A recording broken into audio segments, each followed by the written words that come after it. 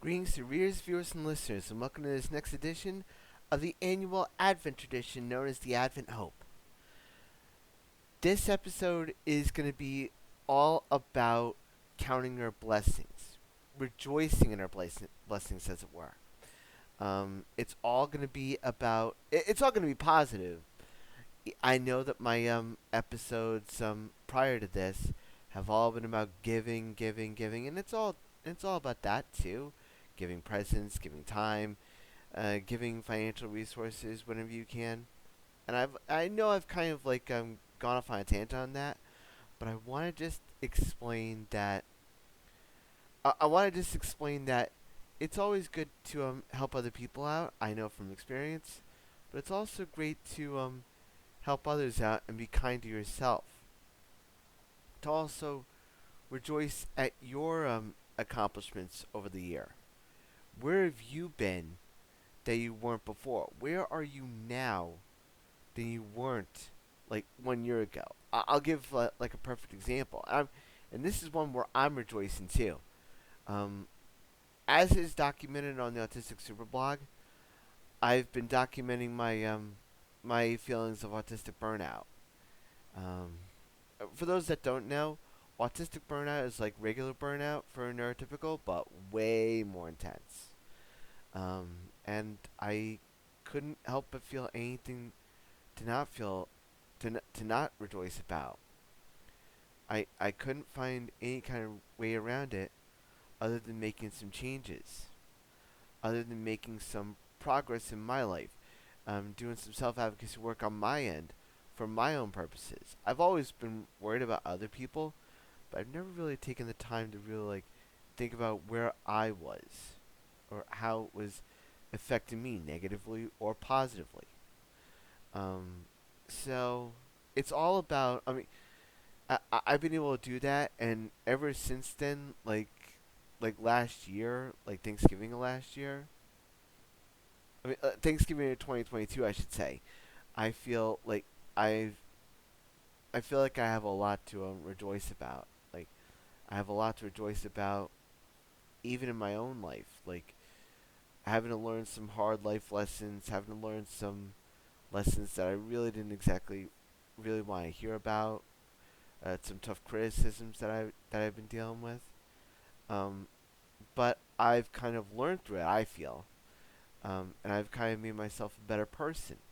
That's the whole idea when it comes to rejoicing in your own accomplishments. Not being boastful, but also giving yourself the benefit of the doubt when it comes to what you've done over the past year. What changes have you made to make yourself a little bit more giving? So you have some surplus of money, which you might need, yes, but I also feel like it's also great to give to the poor when you can't. Um, when you give to the poor, when you give to those that don't need it, or maybe need it more than you do, it makes you. I can speak from personal experience again. It makes you feel so much better in the end. It makes you feel like even though you might not need it, someone else is going to help you out with that too, and it's going to really make you feel really wonderful. It may even feel like you're feeling like God's on your side, and He is. Let's be clear.